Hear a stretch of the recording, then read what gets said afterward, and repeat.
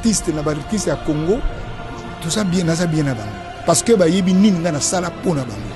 Mutum sous sala na monité et zalata mo consultant à sala local na sala d'artistes et ces artistes là sont reconnaissants. Même il y a Kofi a fait un respect moko mutoko ni maté.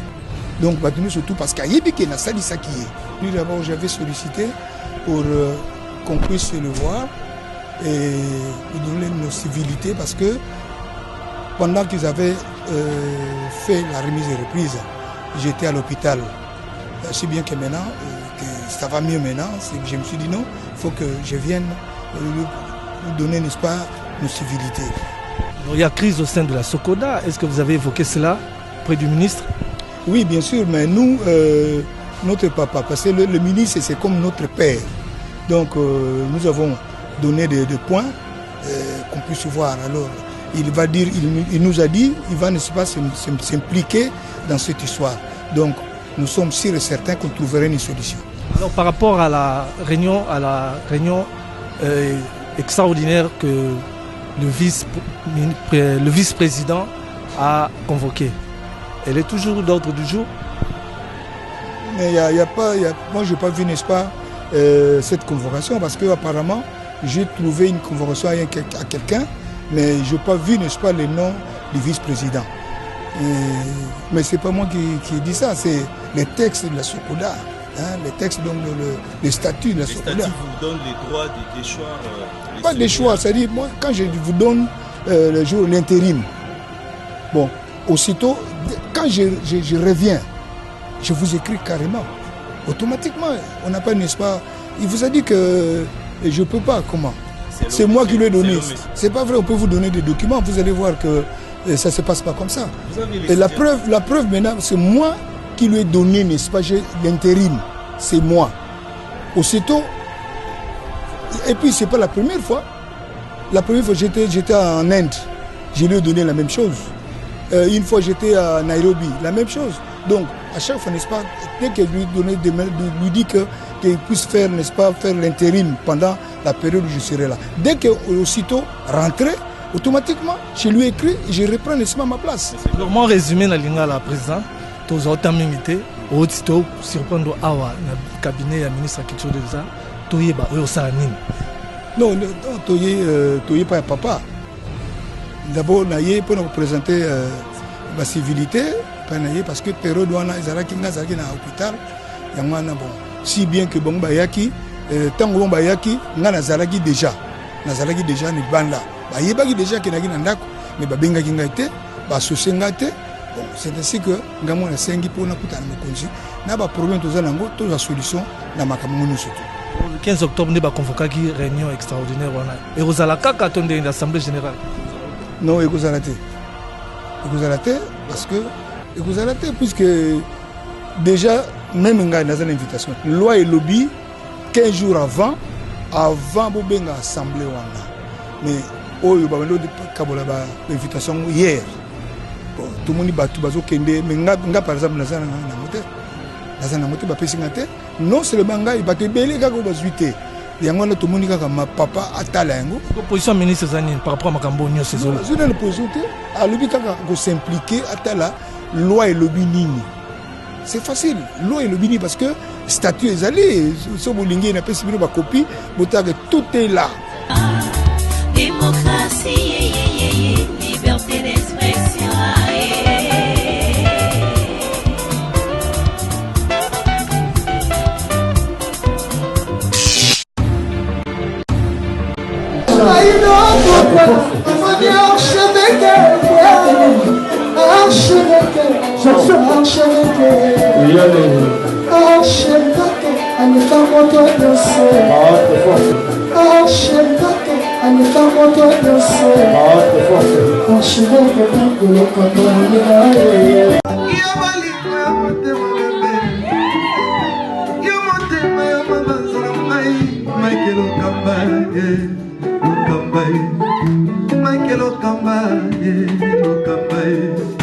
Michael Okamba.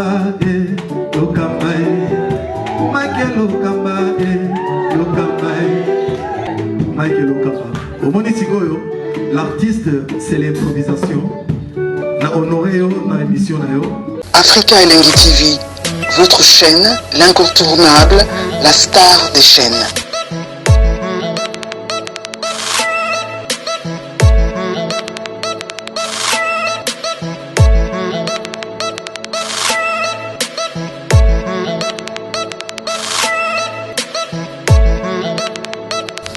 Africa Elengi TV, la magie de l'info.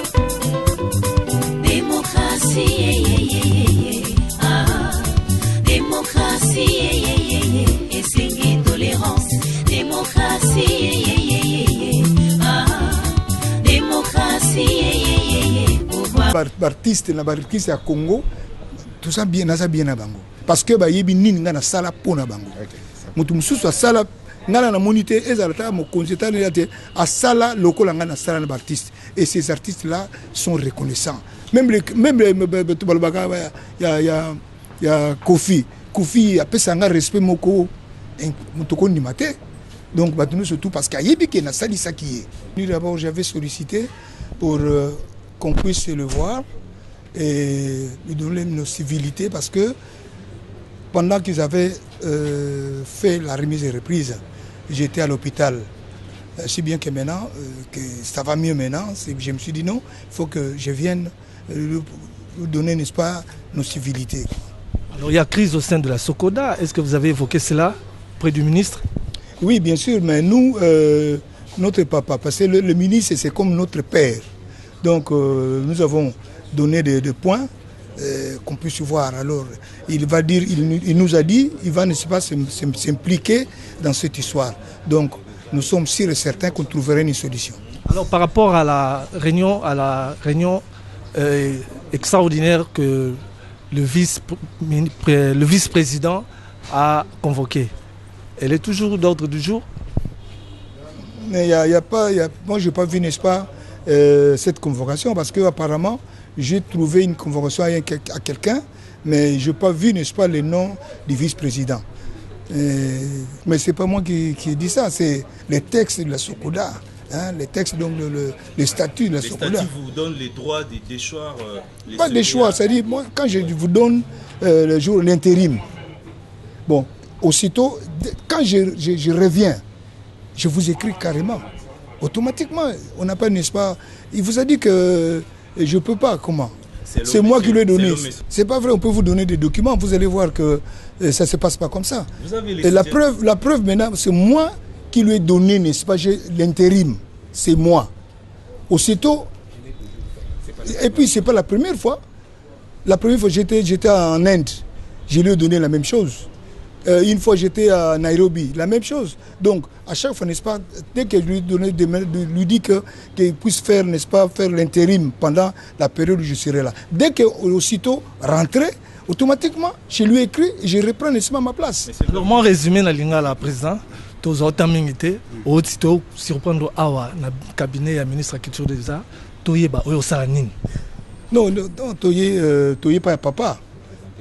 D'abord, naye pour nous présenter la civilité, parce que période où on a na hôpital, bon, si bien que bon bayaki, tant que bon bayaki, on a zalaki déjà ni banda. Ba yebaki déjà que na ndako, mais ba benga kingate, ba associé ngate, Bon, c'est ainsi que ngamon na sengi pour na kutana mokonzi na ba problème toza nango to za solution na makamungu surtout.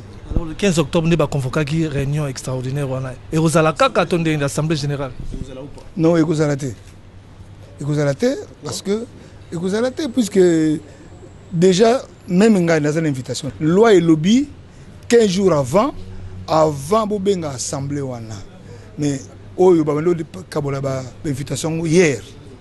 Bon, tout le monde batu bazo kende mais nga par exemple nazana ngote ba pesinga te non seulement nga ba te belé kaka bazuité yango na tout le monde kaka ma papa atala yango position ministre Zanine par rapport à makambo nyo ces zones la position te a lobby kaka ko s'impliquer atala loi et lobby nini c'est facile loi et lobby parce que statut est allé so bolingi na pesi bino ba copie botaga tout est là.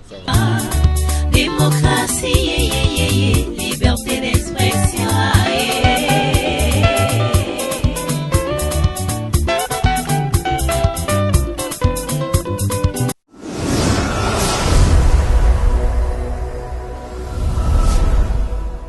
Bande kuna biso kaka tozali à la passe des folies vraiment bon décor asima vraiment que ba photographe ba sali pe ba exposition voilà culture na biso monde qui ils ont en valeur mais il y a des anti-valeurs bazo continuer même ko boma culture na biso ko pesa ko image ndeng musu boye bibilo surtout que mikolo tout sur ba censure quand ba censure est-ce que nos autorités est-ce que bazo yo kato bazo yo kate lelo vraiment tous allez vraiment honorer na koyamba mutu wa likolo ya pembe na mokonzi mboka to tuna ye est-ce que azo yo kato bazo yo kate yema se présenter mbote mokonzi.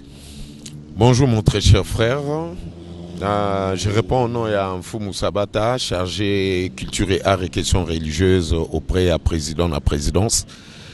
Il y a eu 8 mois maintenant que Tozala qui est nommé par ordonnance, mais ce qui est intéressant, Nazali artiste Toza Netiaba artiste Nyosoyo Tobunda Kipe en tant que chanteur, guitariste, performeur, il y a danse, peintre, s'il s'appelle l'Académie des Beaux-Arts, un fils du pays.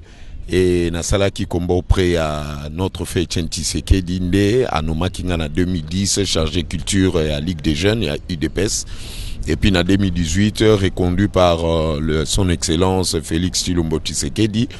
Après, en 2018, il sous-soudé, en 2019, Baeko élevé en rang conseiller chargé culture et art et questions religieuses na présidence. Donc toza on a pour nato me kota la makambutali culture na makambutali affaires religieuses.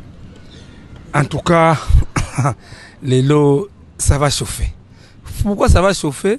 Tout ça na haut sommet à l'état. Conseiller, vous avez moi c'est na bana. Non na balité, na zappé na banate, mais je suis quelqu'un aussi qui travaille beaucoup sur makambutali bana. Bah, violence faite à la femme, bah, projet zébélé, même la présidence, nous allons évoluer. Ce qui, moi, tant au Pessingaï, toko évoluer penango. Mais pour l'instant, bana nyonso bazalia Congo, bazana droit, yako vivre bien. Et ça, bano, dans autre misou, président, zo sengabiso, mingi to s'occuper de la jeunesse et surtout les enfants, pour bana bazala bien. Mais avec le temps, ceux qui nous ambassent ici, beaucoup allez informer na fiancé. Et beaucoup de monde a pendé ni toko solo la makambango. Bon, biso ba artiste tout na kaka. Est-ce que mon conception mboka azali marié?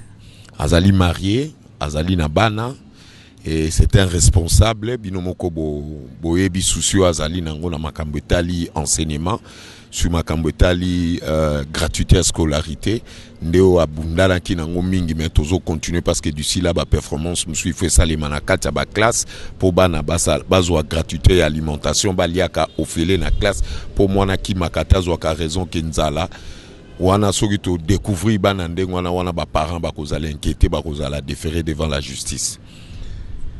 Tokende vivi à sujet na biso. Est-ce que vous avez la télévision ndako?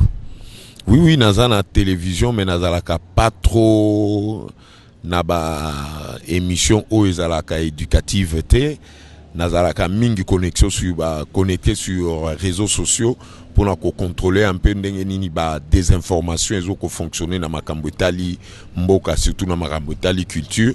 Mais je suis quand même bien informé na makambo ebele ezo salema na monde culturel na biso. Conseiller Yozali Pimela Mokonzi Mboka, est-ce que y a un rôle de la commission nationale de censure? Bien sûr, il y a un rôle parce que commission ezala qui créée depuis l'époque à Mobutu, ezali commission moko o ezoko tala lolenge nini ba artiste bakoki ko se comporter, quel genre de langage que les artistes peuvent donner pour la vie sociétale na biso, bazala bien cadré, bazala na conscience ya koye bakozala na kokolisa esprit patriotisme pour toko mana bite loko tozo luka pour na bonheur na biso nyonso dans l'ensemble. Mais conseiller na kotalaka que omoni banzembo zoleka na ba télévision bateni yango te baloba yango te mais bino ba premier Mokonzi Mboka, est-ce que vous avez Mokonzi intervenir quand on a nous? Pourquoi ces autres s'attarder? Non, il faut d'abord résoudre le problème na origine nango. Les artistes, pourquoi bazola tandengwana? Pourquoi bazo tenir ba langage ndwa? Pourquoi ba véhiculer message ndengwana? Et outina nous na ba industrie oyo ezali ko gérer l'art dans le monde. Il y a des confréries maléfiques oyo ba kota déjà na kata ba réseau, il y a culture ko luka ko valoriser plus la sexualité sur image, ko véhiculer ba langage o ezali ko tcha la jeunesse na kati ya confusion, il y a ko croire que dans l'aspect sexuel nous pouvons trouver du bonheur là-dedans. Or quand nous essayons d'extrapoler que ça la extravagance sur la sexualité ezoko nuire société na biso, ezoko bungisa ba mœurs na biso. Et but ya liboso ezali na nous devons savoir gérer les médias na banzembo o ezo utalibanda pour ne ko empester mboka na biso na ba télévision makam, parce que le Congolais a comme na niveau moko azo consommer nyonso sans kotamiser koyeba qu'est-ce qu'il doit faire. To banda ki angona ba makamwa so tali ba clip ebele zo uta na ba 13 TV ba biloko ebele, tout le monde est en train de rôder sur le sexe pour ba luka basa la ba vente basa la ba vue. Mais nos artistes aussi, la plupart de nos artistes, ce sont des artistes qui sont corrompus. Bazali na ébriété, il y a responsabilité, il y a koye bandeni ba oki ko dike peuple na biso. Moi je pense que nous sommes en train de travailler sur ce point-là. Toye bandeni, nous pouvons stopper hégémonie wana ou ezali ko rendre culture nabiso et pe sabiso tendance moko sur le plan il y a libido ndenge balobakango dans un bon français toye bandeni, nous pouvons stopper ça pour tout tangi sa bana nabiso makambo est essentiel. Il y a beaucoup de choses au bana nabiso ba ko tanga à travers la musique, ezali moyen moko par excellence que nous pouvons éduquer. Mais je regrette, je déplore comportement ya ba ene nabiso, y compris Natala qui acte et Salema qui nenge bakanga qui notre aîné Koffi Olomide. Procédure, j'avais condamné ça, mais azana ba responsabilité et belé oyo il faut y bakena ajo akomi nango, il faut encadrer population. Mais soko yo ki banze mone mususu makambo azoko bimisa na kati azoko loba makambo bakata guruma azolo baba langage moko zolo aksa irresponsabilité na ye ba métaphore wana toye bien on ndenge fonctionnaka. Mais je vais demander que basala attention, parce que nous sommes déjà informés sur tout ce qu'ils sont en train de faire. Baye bakango que nous voulons basa la mutation otoye baka Koffi Akala asa la mutation moko oizali logique ezala profitable pour la société au bazokoya. Mais ce qui azokoya pour na inculquer biso. Je vous en prie. Koffi Olomide a lobby qu'il faut pas bon ma conscience, il y avait des artistes qui soutiennent ba bon ma commission nationale de censure pour comme liberté d'expression. Non. Est-ce que la liberté d'expression au lobby ba Liangabo, Fibangabo, Masoko, il n'a pas droit, Yakolo Balikamwana, personne va le croire. Il est en train de vouloir inciter les artistes qui na position, mais la plupart des artistes au Bakolanda Bilo kwana, ça veut dire baebi loi te, baebi rigueur ya loi te, baebi loi régalienne d'enge fonctionnalité. Commission de censure et kozala ekolongwaka jamais parce que il faut ezala et contrôler ba dérapage en dengwana. Ce qui est plus important na katia commission de censure nous devons koluka ko pesa conscientiser bateau bazo ko gérer yango bazala na facilité ya kolukaka ba corrompre ba on mbongo te pour faire passer des bêtises. Mutuna mtoza na responsabilité de part et d'autre, il faut bailler baka ndenge nini ba okiko se comporter qui est clair que commission wana il faut ba responsable au bazali interne bailler bape lo lenge nini ba okiko zo ba responsabilité parce que biso l'état tozo ko se prendre en charge pour to ba ndenge nini to ko futa bango pour bazala sous corruptibilité. Tout ça, ce sont des dossiers autour traités à niveau de présidence. Mais je demanderai à M. Kofi Olomide de faire attention à la déclaration à Azoko Sala, à Koki Kozala. Or, la loi pour déclarer que Babo ma commission de censure. Babo ma commission de censure pour la liberté d'expression, na langage où azali ko tenir, langage où azali libido pour na ko détruire jeunesse nabiso à son âge vraiment. Allo Bakamakambonga na oka na banzembo, ça veut dire c'est quelqu'un qui n'a pas les soucis de cette jeunesse. Et moi je le dis, na défié que commission ana et kolongwaka jamais parce que nous sommes en train de discuter ça avec le président et je dois encore me déplacer pour tout l'Ukandeni tout ça la stratégie na niveau à Washington, tout ça là toujours ba atelier na ba préparation à bonne gouvernance sur la culture to e bandenge nini nous pouvons encadrer nos artistes et artistes soit kobima na marge o ya éducation pour na pays na biso toujours luka que peuple a conscience à cause de responsabilité yé peut-être il croit peut-être que le cola azali na renommé azali nango il faut atteindre ba langage à bon contre commission de censure. Là je ne suis pas d'accord et je serai devant lui pour lui rappeler à l'ordre que il est comme tout autre citoyen oyo azana droit ya ko se comporter bien pour jeunesse na biso bazala na dérapage ya ba bêtises ya zo luka memela batute. Ça je te promets, je me prends garant ya côté les melali kambona commission de censure et qu'on a la revue et corriger na niveau ya moi bambeba o ezali na kati na moi ba incompréhension ezali na kati il faut tout ezala régler ezala na moyen te conscience bazangi télévision bazangi ba moyen de transport. C'est pour cela je suis en train de parler que nous sommes en train de revoir tout ça. Même fonds nino ya FPC wana nous devons revoir tout ça là dedans ezaba biloko tozo kolande lango ba dossier déjà ezali kuna tout. On ne peut pas tout faire avec une baguette magique, mais nous sommes informés de tout ce qui se passe et tout régler les problèmes. Ce n'est pas normal, un pays ne peut pas fonctionner comme ça. Hors la loi, des artistes au bazo mimona qui baza intouchables. Non, là, ils se trompent. Conseiller, l'homme a retenu le Camboya ban abiso ba otanga ba texte wana.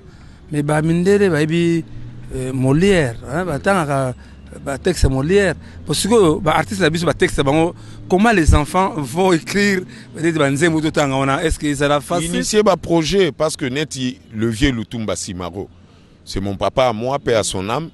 Papa on a ba texte nous on a ba texte bon éducatif. Pourquoi pas qu'on mette en a ba livre na ba livre ba bande dessinée bayeko la banze mona na kati ba classe. Ce sont des projets où ils ont dérangé chaque jour que nous devons faire.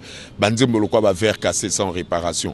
Banze moloko la maya ba mabele ba biloko ndengwa ba mbongo biloko na tout. Mais nous pouvons normaliser ça et quota na ba enseignement pour batu batangaka ba grand calé banze moloko la ba chauffer les ba taxi ba biloko ndengwa na ba mandala là tout ça ça fait partie de notre culture. Conseil tant autour de Bamboya grand calé nous venons de perdre le dernier parmi les deux rescapés papa Mango Brazos ou Beta base na kita na nzembo indépendant tcha maintenant ba droit d'auteur naé et banakate la sokuda na futa droit de voisin le papa est mort pauvre toujours l'ande la droit de makamona ba droit d'auteur za ba dossier to yaki kokuta na gouvernement ezaki précédent mingi komaki na tokuta ki ba RNA ki ko sala état des lieux à bureau nanga na kuta ki ba dossier mususu wana penda donc humidité totali ba projet donc les amaram toko zongela te mais c'est notre tour maintenant nous devons gérer total ba problème wana.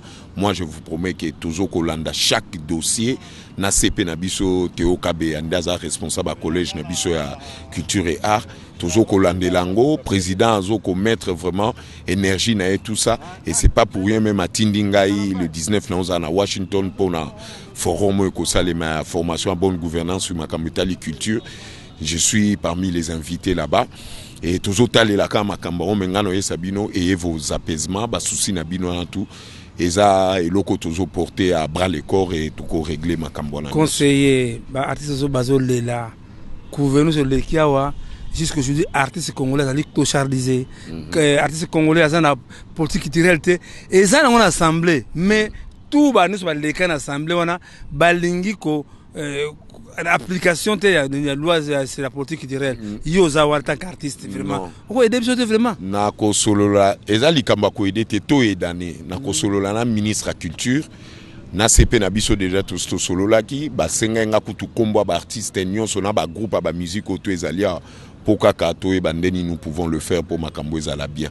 Moi, je vous promets que les alliés politiques culturelles au toujours là on a niveau à présidence et dès le gouvernement Sebimi, tout ce qui nous ministre de la culture à Fanda et nous allons évoluer dans la dossier. Moi, je vous dis, je serai là pour nous appuyer et le quoi na musicien balogana état ou à clochardisé ou yozo expliquer wana poto e baka ku futa ka chaque artiste a gagné gainaye selon Mutokyo Azali Kosala. Dans d'autres pays, dans d'autres c'est un artiste monsieur. Mais qui résume à l'État aux Sambela wana, il y a un complice à malheur artiste congolais. Contre les façons. Et hier on a un rapport en Gili et foutu douane. Et ce terme la balabala c'est des piratés, ça être inquiété. Yo vous artiste vraiment de qu'on a besoin to comme Mikanda. Mais yo éviter ba dossier yo yaki nango j'avais traité quelques dossiers pas na bureau nangai et le CP presque makambo mingi ezotala ba artiste et musicien ngam tunazo gérer ba dossier wana nazo travailler sur ba dossier wana.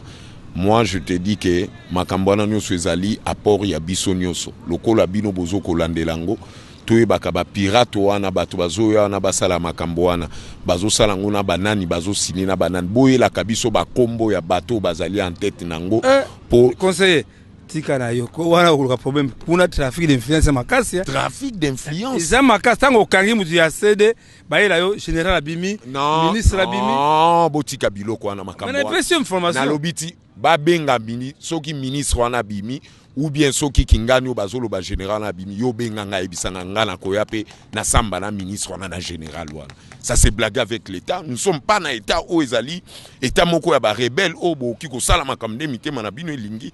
Notre pouvoir n'est pas pour ça. Notre pouvoir est pour réglementer l'ordre que batunion so base à la sous-ordre ya loi.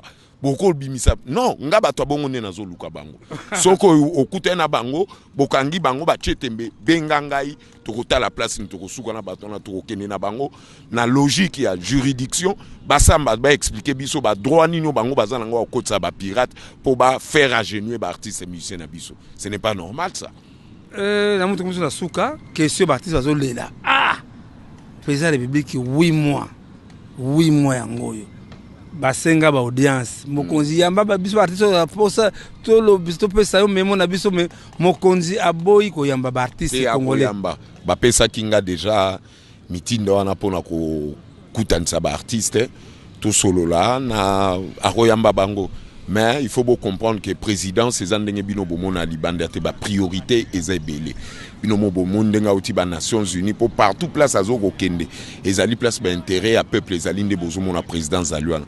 C'est pas pour rien zotinda biso ba conseiller na parle c'est biso tozo que nous représenter place oyo culture na biso il faut ezwa moi souffler ezwa respect yangono moni bazotinda biso na ba mission pour totalaka ezaneti corps na ye et déplacer et kei pona elanda makambo ba artiste. Moi je vous promets que akoyamba bino ça ce n'est pas un problème, c'est votre président, il appartient à tous les Congolais.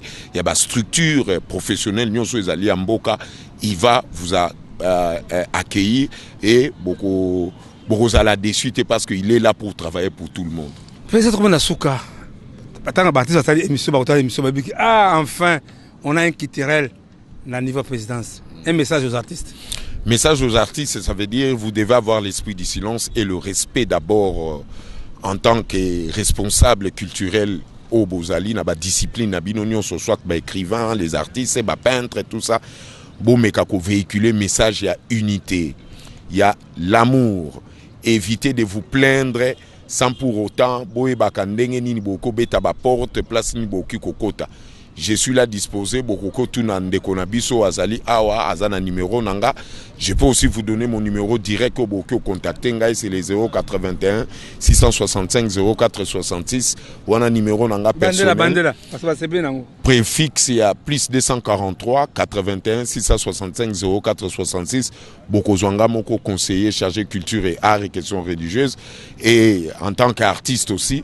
Nazana bino ba doléance makamna bino tout toko meka kota la ondeni toki ko favoriser o ezali prioritaire pour te faire avancer bolingana mingi botika oyo ke ongana leki ongana leki o mutuna mutazala kana qualité na degré musala ne asala kana personnalité na artistique et spirituelle.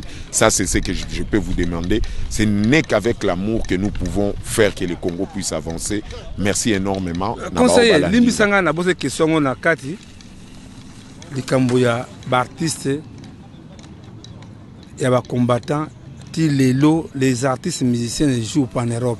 Yo zali artistes na vous solution na tebo musique ezo na poto solution c'est zoami bao bazana poto nde ba solo la bato ba kata kyango pende bango ba kozongisango. Biso toza déjà un esprit d'ouverture à soutenir en mais musique on est na poto bao bazana na poto ba yoka na balaksa bolingo ba fand ensemble ba discuter dans l'amiable dans l'esprit des Congolais qui veulent que le Congo puisse avancer. Musique kozonga na poto ba rancune on a bazo sala ezango ba rancune na pamba, mais je voulais intervenir pour na likambo yande konanga bokechu asala attention et loko asali ya kokata drapeau ezali ko suyer makila oyo ya bandeko na biso onyos bakufi na drapeau wana. C'est quelqu'un qui doit se préparer déjà d'ici là. Il faut azala déférer devant la justice pour na non mais tu ne sais pas ce qu'il a fait. Il peut créer créer incidence politique entre la Belgique et le Congo. Ce n'est pas normal. Yoka ta drapeau, donc ça veut dire il est belge, un belge a kati drapeau à Congo, ça veut dire c'est une infraction à Ebakake Interpol Pesali et il sera inquiété. Moi je te dis on doit résident non na vie hein ndeko nanga nazo senga yo et senga kotanga tamuke na vie kotanga mo muke na vie. Est-ce que azali premier à muto passer drapeau premier non. Moi, c'est l'acte qu'il a fait. Drapeau à Tchakiwana Congo, à Télémisé Likolo. A une histoire à drapeau en Congo. Il y a Zahir. On a expliqué qu'on a une mission, soit si ma pona meka ko recadrer, à comprendre que Kotanga Mwanda mon vie est important. Loko Asali a habité combien qu'on coûtait très cher. Merci. Merci mon très cher frère.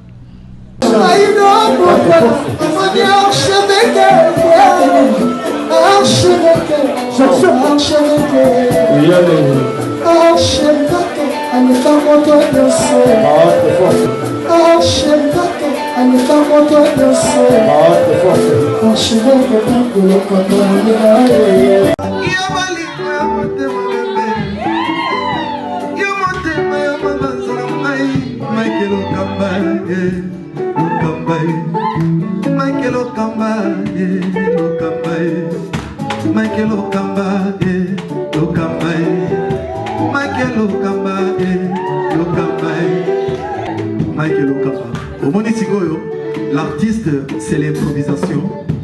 Na honoré dans l'émission. Africa Elengi TV, votre chaîne, l'incontournable, la star des chaînes.